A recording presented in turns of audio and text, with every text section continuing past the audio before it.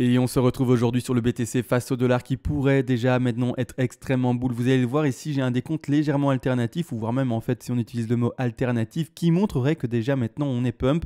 On va regarder ensemble durant cette vidéo bien entendu cela, la correction apportée qui est très légère mais qui n'empêche et bien montrerait que maintenant on pourrait déjà pumper extrêmement fort avec le BTC. Donc on va regarder ça. Et également quand je suis dans ces phases de non-certitude entre guillemets, c'est-à-dire de temporisation, il faut savoir que personnellement quand je suis dans cette phase-là, je n'ouvre pas de trade tant que je n'ai pas une conviction réelle sur le décompte que j'en ai. Donc c'est-à-dire que je vais attendre, temporiser, voir des confirmations et au moment où j'ai une confirmation, potentiellement ouvrir un trade.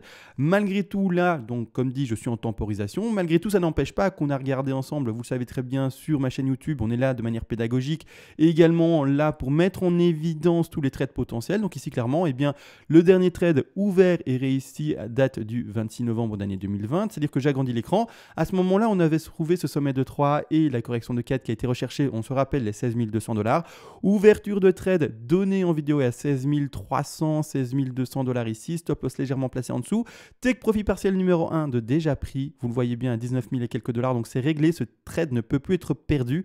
Et maintenant, tout ce qu'on fait, c'est attendre ensemble eh bien, le deuxième TP qui se trouve à 22 000. Et le troisième TP qui se trouve presque à 26 000 $. Donc là maintenant tout se passe bien. Actuellement, mais comme dit, on est en train de légèrement consolider dans cette zone-ci. Malgré tout, on reste pour ma part eh bien, dans une phase haussière pour le BTC. Et non pas de crash comme en tout cas malheureusement pas mal de personnes pourraient croire maintenant. Alors malheureusement ou pas, chacun son trade encore une fois et toujours. Tant que c'est géré avec un risque management, un stop loss, etc. J'aurais pas dû en fait utiliser ce terme de malheureusement. Il n'y a pas de malheureusement. Tant qu'on a un plan de trading bien construit et une stratégie de risque management qui est également bien tenu. Donc maintenant, on va analyser ça, voir également pourquoi je temporise ici et pourquoi personnellement je n'ouvrirai pas un trade maintenant. On va regarder ça tout de suite. Malgré tout, avant, il y a l'intro, vous le savez également, les remerciements. Et bonjour à tous, aujourd'hui on se retrouve encore une fois sur le BTC face au dollar qui pourrait déjà pumper maintenant comme je l'ai dit au début d'intro. Malgré tout, avant de commencer le vif du sujet et l'analyse approfondie comme on pourrait le voir ici, eh bien je dois remercier en fait les personnes qui font des donations. Pourquoi ces personnes font des donations? Je le rappelle parce qu'en fait elles veulent remercier et soutenir la chaîne. Et pourquoi tout cela? Parce que ça demande du temps, c'est bête mais c'est comme ça demande du temps d'enregistrer les vidéos, déjà parler devant le micro, des émissions de 20 à 40 minutes. Par après également, vous le savez bien, il y a l'upload. En plus de ça, avant même l'upload sur YouTube, il y a tout simplement le montage de vidéos, la création de la miniature. Et avant tout cela, il y a également le travail sur le graphique en amont. Et puis par après, le partage également de la pédagogie et de tout ce fameux risk management. Maintenant que tout ça a été dit, merci à vous, etc. D'ailleurs, c'est vrai, avant de commencer directement, parce que tout n'a pas encore été dit, les donations fonctionnent par palier, il est vrai. Et vers les premiers paliers de donation, rappelez-vous, pour ceux qui ne le savent pas encore, eh bien vous l'apprenez. Eh bien, je vous envoie en contrepartie pour vous remercier du coup de votre geste en retour toutes les règles d'Elliott en français. Je rappelle en 2 mots également, j'ai écrit ces règles d'Elliott là en peu de pages, c'est-à-dire de manière vraiment très concise pour aller à l'essentiel et non pas faire semblant en vous disant ben voilà j'ai écrit 400 pages pour faire du feu à Noël, vous ne lirez jamais tout et donc vous n'apprendrez jamais tout. Non, l'objectif n'était pas là, l'objectif c'était vraiment faire des choses concises pour pouvoir regarder mes vidéos, avoir de l'appui également écrit et que par après vous puissiez être drillé, apprendre les choses et vraiment aller en profondeur et être réellement autonome le plus vite possible et non pas comme dit vous envoyer des pages et des pages mais pour avoir chaud à Noël, c'est pas l'objectif. L'objectif c'est d'envoyer une connaissance, transmettre cette connaissance pour l'autonomie. Maintenant que tout ça a été enfin dit, on part dans le vif du sujet. Premièrement, on reste, comme dit, comme montré en fait depuis, eh bien, par exemple, cette vidéo-ci qui date du 26 novembre, là-dessus, il n'y a pas de souci, sur eh bien, ce retracement de 4. Donc ici, là-dessus, le trade est bon.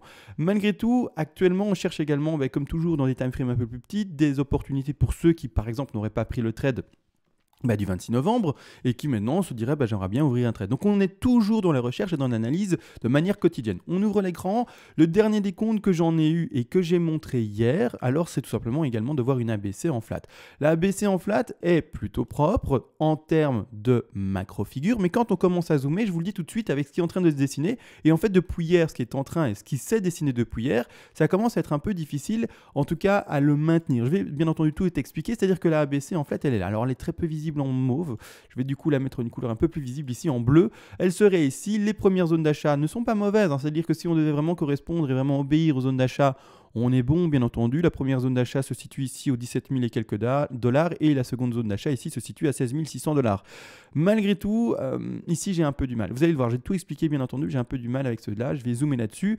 Et c'est-à-dire que le décompte alternatif que je pourrais en avoir, c'est en fait de déplacer ce sommet de 3 ici à droite. Alors, la chose qui m'ennuie légèrement, donc je vais mettre ça de retrait. Je vais la remettre et je vais la mettre juste en shadow, c'est plus simple. Voilà, en fait, la chose qui me gêne, alors pour trouver ce sommet de 3, il faut savoir que voilà, souvent, ça s'appuie sur des Fibonacci, sur des corrections comme il y a eu ici également. C'est-à-dire que grossièrement, le Fibonacci pour ce top-là, vous voyez ici le top ici que j'essaye de mettre en évidence avec ma souris, là à 19 542 dollars, est parfait. C'est-à-dire qu'en fait, quand je prends mon Fibo, que je le place ici à la racine, d'accord, que je vais à mon sommet de 1, que je vais à mon bas de 2, on va choper les 261,8% de Fibonacci à la perfection. Je regarde que je suis vraiment bien sur la mèche. Ici, oui, c'est parfait. En fait, on va chercher les 261,8 à la perfection, vraiment au micron près, pratiquement au pixel près, ça se joue à rien. Donc pour moi, j'ai posé ma sommet de 3 ici, ça corrélait en plus avec mon sous-décompte, etc. Malgré tout, vous allez voir une autre chose, c'est que actuellement, si je déplaçais mon sommet de 3 ici actuellement et que je regardais le retracement qu'il y a eu, d'accord, c'est pas fini dans le développement, hein, je montre ça, vous allez voir qu'après je vais aller en sous-décompte, que je déplace mon sommet de 3 là, qu'on va retrouver notre correction de 4, vous le savez très bien, cette fameuse correction de 4, mais que, regardez bien, ici on a fait, vous savez très bien, une 2 qui, on va le regarder ensemble, on va le revérifier, mais une 2 qui était, sauf erreur de ma part, assez forte, c'est-à-dire qu'en fait elle dépasse les 61,8 et même ici, elle va presque chercher les 76,4, donc on doit privilégier une 4 qui est, le petit tips que je donne souvent, assez faible. C'est-à-dire que, qu'est-ce que j'ai supprimé là? Je vois que j'ai supprimé, ah oui, j'ai supprimé les grandes vagues, malin. Donc ici, assez faible. C'est-à-dire que grossièrement, on devrait trouver une zone d'achat pour cette 4-là qui est assez faible. Quand on met actuellement, si on devait considérer ce sommet de 3 comme le sommet de 3 actuel réellement à 19 900 dollars, tout simplement, parce que c'est ça hein, précisément hein, qu'on a fait, sur en tout cas les prix de Coinbase, la correction actuelle a été chercher tip-top, pile poil, les 23% de Fibonacci. On rappelle, une 4 faible, ce sont les 23, une 4 tout à fait régulière, tout à fait normale, et bien ce sont les 38,2, et une 4 qui est plutôt forte, c'est une 4 qui va chercher les 50% de Fibonacci, voire même peut-être plus. Actuellement, qu'est-ce qu'on a été faire avec cette petite bougie ici, ou en tout cas ces dernières petites bougies? On a été chercher les 23,6. Alors, ça ne le touche pas, je dis parfaitement, mais ça le touche presque au pixel près. Hein. Vous voyez bien, c'est la largeur de mes pointillés, quoi. C'est vraiment rien du tout. On y est, on a pour le moment un beau niveau de rebond. Et également, surtout, ce qui m'invite potentiellement à doucement basculer et bien sur ce décompte-là. Alors, pour le moment, je vous le dis, si je devais trader maintenant, là, parce que là, je ne trade pas, hein, je suis sur d'autres trades qui sont tenus depuis bien, les analyses précédentes. Rappelez-vous, je ne trade pas tout ce que je montre en vidéo. En vidéo, c'est pédagogique, je montre un maximum d'opportunités, mais personnellement, je ne suis pas là derrière la gâchette en train de cliquer sur tous les trades. Non, j'en prends un, mais mon travail, ou en tout cas sur YouTube, j'essaye pour tout le monde bien, de montrer des opportunités. Maintenant, je ne suis pas non plus le cow-boy de la gâchette de trading et j'appuie pas sur tous les boutons à tout moment, n'importe quand. D'accord, je fais mes trades, je tiens mes trades, mais en vidéo, c'est autre chose. Je montre pour ceux qui veulent un appui, etc. et des décomptes et des potentiels trades à ouvrir. Malgré tout, ici, on trouve ce bas de 4 et vous allez voir qu'en fait, que quand je zoome, d'accord, quand je zoome ici, c'est-à-dire que maintenant en daily c'est beaucoup trop grand, je vais passer en 4 heures, je pense que ça sera suffisant. Oui, en 4 heures c'est suffisant. Cette baisse-ci, alors hier on a vu potentiellement ending diagonale. Le souci c'est que je n'arrive pas à la maintenir en tant qu'ending diagonale dans la configuration qu'elle prend ici. Si, regardez bien, si ceci, alors oui, mais du coup je vais remettre la ending en fait, parce que du coup moi j'avance dans mon travail que je fais en amont avant d'enregistrer la vidéo, mais du coup... En fait, le souci, c'est que quand j'efface et que je reviens en vidéo pour en parler, il y a plus ce que j'ai travaillé à l'avance parce que j'ai déjà effacé ce que pour moi et bien c'était fait, mais en vidéo, il faut bien que je montre ce que j'ai effacé. Donc en fait, ici, clairement, là, on était hier dans cette potentielle 4. Le souci, c'est qu'actuellement, on a eu la petite baisse, d'accord, tout simplement, et puis par après, on a eu le rebond. Le rebond, là, actuellement, comment dire, est en train de soit nous dessiner une flat, tout simplement, soit nous dessiner une flat, et une flat, tout simplement, dans une, on le sait, ending diagonale, ça n'existe pas. Donc, si ça, on doit le considérer comme une ending diagonale, tout simplement, la flat exclut ceci parce qu'on descend en 1, 2, 3, A, B, C et il n'y a pas de flat potentiel dans une ending diagonale. Donc ici, déjà, c'est ça qui est ennuyeux. C'est le rebond qui est en train de s'effectuer maintenant, non pas la continuité de la chute et le fait que tout simplement, en plus de cela, donc alors, le H-ribon, je vais en parler par après de toute façon. Et en plus de cela, tout simplement, et bien actuellement, sur le récit, on est en train de faire également des plus hauts à chaque fois. Donc, on est potentiellement en train de faire une flat. C'est ça qui est, dans ce décompte-là, gênant. Donc, clairement, pour moi, je vais ici voir un décompte qui est alternatif pour, attention, continuer la fameuse ABC en flat. Il faut, vous le savez très bien, trouver 5 vagues. Donc ici, pour le moment, je ne les trouve pas. Il faut vraiment temporiser, continuer à décompter et voir où sont les 5 vagues. Donc ici, par rapport à hier, si on doit rester dans la flat, j'annule, entre guillemets, ou en tout cas, je mets de côté cette fameuse ending diagonale. J'attendrai d'avoir plus de bougies, plus de confirmations finalement rouges, entre guillemets, pour pouvoir valider mes 5 vagues. Pour le moment, ce n'est pas le cas. C'est-à-dire que là-dessus, je temporise à fond. Cette ending diagonale, je l'annule, temporairement en tout cas, jusqu'à la voir de manière propre. Maintenant, je ne la vois pas proprement. C'est-à-dire que si on était encore baissier, je privilégierais clairement une baisse qui irait plus fort dans son intensité baissière. Maintenant, malgré tout, je vous l'ai dit en début de vidéo, je commence doucement à basculer sur un décompte alternatif qui peut être vu et qui serait de déjà placer en fait ce sommet de 3. C'est-à-dire que si on considère ce sommet de 3 et qu'on va chercher ce bas de 4, clairement, on peut voir cette baisse-ci comme une WXY ou une ABC. Encore une fois, tout dépend du décompte que l'on peut en tenir.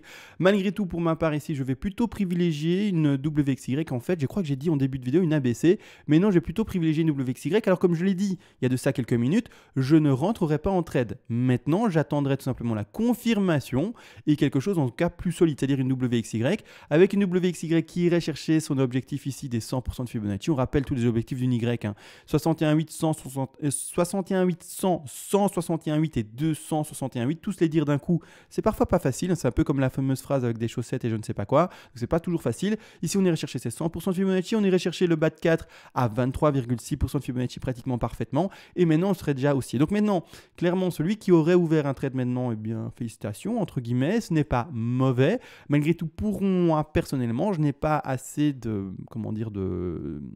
lisibilité sur le cours, si on va dire comme ça, c'est-à-dire que je n'ai pas assez de conviction par rapport au décompte. Je vais vraiment attendre maintenant, clairement, en fait, pour avoir plus de conviction pour ce décompte-là, des bougies vertes beaucoup plus fortes. Vraiment aucun retracement baissier de cette affaire-là. Et par après, si vraiment on confirmerait le marché aussi, etc., rentrer sur des petits retracements, mais une fois que j'ai la conviction plus forte que maintenant. Maintenant, ma conviction est assez faible pour ce décompte-là. J'attends des confirmations plus réelles pour rentrer dans ce marché-là. Donc voilà, vous voyez ici tout simplement, parfois, et c'est important de le comprendre, si vous n'avez pas le décompte qui pour vous est entre guillemets le plus crédible au monde, est incassable, vraiment, c'est décompté, c'est propre, etc. à la perfection. Si vous ne l'avez pas, vous n'appuyez pas sur le bouton. Si au contraire, vous avez vraiment un décompte parfait, vous dites waouh, c'est nickel, tout ce que j'avais prévisualisé, travaillé en amont, se traduit sur le cours, sur l'écran maintenant, c'est nickel. Là, je rentre en trade, là, c'est OK. D'accord? Mais attention, il faut correspondre encore une fois avec sa stratégie de trading et avec ce qu'on a déjà travaillé en amont. Si vous arrivez à un moment sur le cours, que vous voyez le cours, vous n'avez pas travaillé le cours et que vous dites maintenant, pour moi, ça pump, mais qu'il n'y a pas d'analyse derrière, je ne sais pas comment vous faites. D'accord? Alors, la boule de cristal peut exister, mais j'ai un peu du mal. Mais non, n'empêche. Donc, c'est-à-dire que vous avez vu mes deux décomptes alternatifs. Vous avez vu pourquoi j'ai du mal à continuer à descendre dans ma C, tout simplement. Donc, maintenant, on temporise et on attend des bougies rouges pour ceux qui voudraient acheter un bas de C. Maintenant, également, surtout, on pourrait déjà, pour ceux qui seraient déjà pump, valider du coup ce sommet de 3 ici à 19 900 et quelques dollars, voir ce retracement de 3 vers 4, donc finalement cette vague 4 vue, terminer potentiellement à 23,6 et rebondir. Donc là maintenant dans cette vue aussi, c'est bête, mais il n'y a pas entre guillemets de trade invité à ouvrir, si on peut appeler ça comme ça. C'est-à-dire que, encore une fois, vous faites tout ce que vous voulez, vous êtes tous majeurs, en tout cas j'ose espérer, de toute façon si vous n'êtes pas majeur c'est un peu compliqué de faire du trading à mon sens, parce qu'il faut être majeur pour faire tout cela, mais malgré tout clairement ici pour ma part je ne ferai rien et je temporiserai. Je ne sais pas ce que vous allez faire, quel décompte vous en avez, mais encore une fois chacun est responsable et bon jeu à vous bien entendu, n'oubliez pas stop loss return management. Ce que je voulais également montrer en fait c'est tout simplement une autre chose. Alors je vais retirer mes petits dessins et vous allez voir et vous l'avez vu, en fait j'ai mis ce petit indicateur ici qui est le H-ribon, ou alors je ne sais pas si je l'exprime bien, mais c'est ici tout simplement le H-ribon ici. Ce qui est intéressant avec cet indicateur, alors premièrement il y a pas mal de personnes qui se disent qu'ils ne s'est jamais trompé, etc. En fait ça dépend dans quel time frame on le prend et surtout comment est-ce qu'on veut l'illustrer. C'est-à-dire que grossièrement, quand on va passer par exemple en daily, peu importe, Un time frame, ce n'est pas un mauvais indicateur du tout, hein. Qu'est-ce qui se passe avec cet indicateur? C'est-à-dire qu'en fait, l'indication de la petite pastille bleue que l'on peut voir ici à l'écran serait une invitation à l'achat. Donc c'est écrit de toute façon, c'est écrit buy, d'accord? Donc ici, clairement, achat. C'est-à-dire que grossièrement, quand on regarde le cours, vraiment, est-ce qu'il s'est jamais trompé? Alors, il n'y a aucun souci. Moi, vraiment, je prends cet indicateur-là comme un bon indicateur, etc. Il est vraiment bien et je l'ajoute même tout doucement de plus en plus à mes analyses personnelles. Comme ça, vous le savez, je suis beaucoup en Elliott sur mes analyses, entre guillemets, partagées. Mais il faut savoir que personnellement, pour mon travail personnel, je regarde également d'autres indicateurs que de l'Elliott Wave. Et par exemple, ici, j'ai introduit tout doucement le H-Ribbon également. C'est-à-dire que grossièrement, ici en daily, par exemple, il nous donnait une belle indication d'achat sur le dernier bottom, entre guillemets, qui a été installé ici aux alentours des 3400, 3300 $. Propre. Par après, il nous indique ici un deuxième niveau d'achat qui se situe ici. Alors vous allez me dire, oui, c'est beau, ça a été une bonne indication d'achat parce que par après, c'est monté sur du moyen terme, mais sur du moyen un peu plus long terme, ça a craché. D'accord? Donc clairement, niveau d'achat, mais pour un certain temps. Donc la question, c'est comment prendre ce niveau d'achat? Est-ce que c'est pour du long terme? Est-ce que c'est pour du moyen terme? Est-ce que c'est pour du extrêmement long terme? Il faut encore une fois vraiment pouvoir s'adapter par rapport à cela.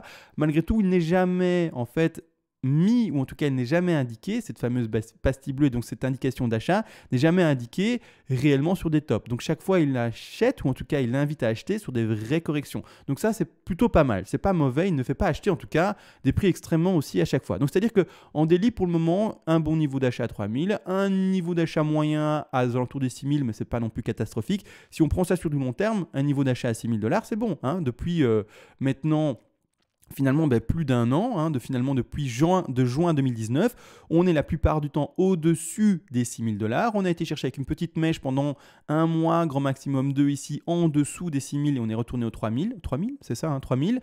Mais autrement, ça fait maintenant plus d'un an, bientôt presque 2 ans, que finalement, eh bien, on est au-delà, comme vous le voyez ici, eh bien, des 6000 $. Donc ici, il invite à acheter sur les 6000, on fait un petit crash à 3000, mais ce n'est pas grave, ça n'a pas non plus été un mauvais niveau d'achat. Il réinvite à acheter ici au début de cette espèce de bull run comme on peut ici le voir également, de nouveau à 6000. Il réinvite à acheter après cette phase de consolidation qui s'installe de nouveau à 8000. Par après, on n'a fait que des plus hauts. Et actuellement, c'est ça qui m'intéresse, en daily actuellement, il réinvite de nouveau à acheter. Mon analyse personnelle en Elliott Wave indique qu'il faut acheter. Enfin, qu'il faut acheter, en tout cas qu'il faut privilégier des longs et qu'il faut, entre guillemets, bien faire des ouvertures de trade haussiers.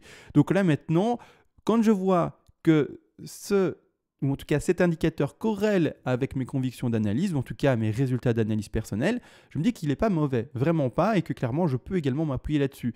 Donc c'est-à-dire que là maintenant, il ne nous invite pas à vendre, et surtout également il nous invite à acheter. Donc la pastille bleue n'a pas été indiquée aujourd'hui, hein, d'accord, attention, hein, elle a été indiquée il y a pas mal de temps, vers le 3 décembre, en tout cas une date qui s'en rapproche. Donc clairement, la pastille bleue, elle n'a pas été indiquée maintenant, mais maintenant il faut savoir une chose, c'est que rarement, entre guillemets, cet indicateur nous fait acheter des tops et même pour le moment, on n'a jamais réellement fait acheter des tops. Donc, c'est-à-dire que là, pour moi, il y a vraiment un bon niveau d'achat, hein. Donc, c'est-à-dire que ça soit sur mon analyse Elliott, si j'arrive à m'exprimer correctement, ou que ça soit également, tout simplement, par rapport à ce fameux, simplement, indicateur de H-Ribbon. Donc, voilà, moi, je vois ces deux indicateurs-là, c'est-à-dire le H-Ribbon et également, finalement, mes analyses en Elliott qui disent, voilà, hein, il faut commencer à acheter, hein. J'ai mes petits rectangles verts, c'est ça que ça veut dire, hein.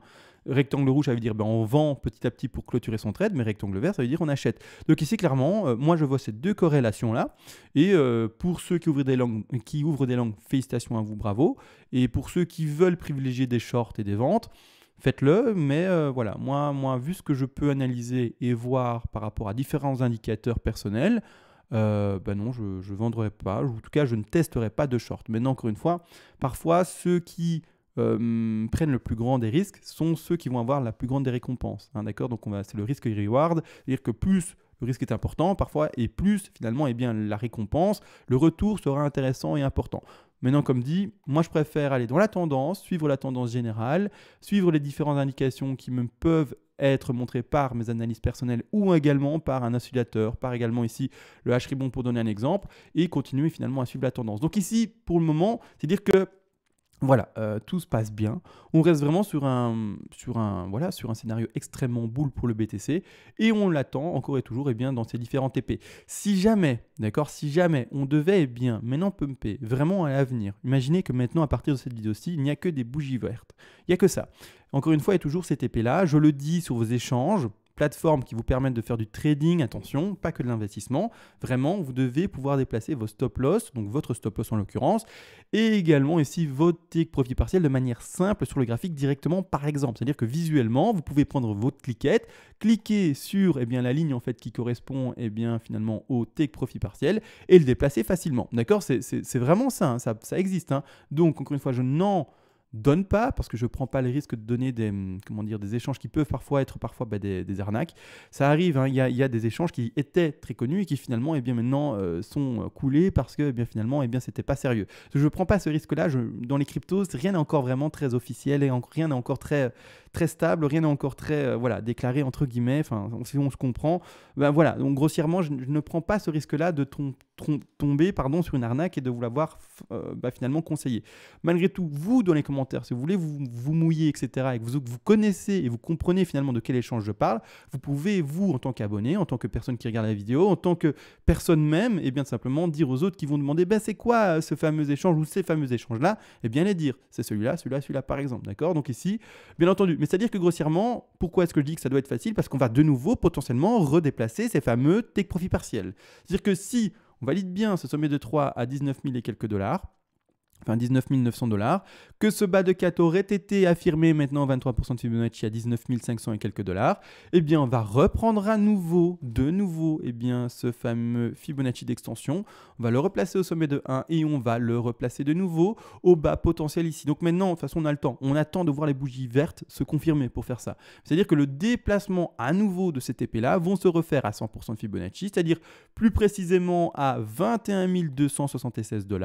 Le deuxième TP ici va être situé lui plus précisément à 23 536 $ et le troisième TP va lui être déplacé encore un peu plus haut qui va lui aller chercher les 27 000 $. Donc ici clairement il faut comprendre, il faut pouvoir déplacer avec un échange qui vous le permet facilement et pas être dans des calculs scientifiques avec des TP difficiles à placer, à déplacer, à repositionner, etc. D'accord, c'est vraiment pour ça que je mets l'accent là-dessus.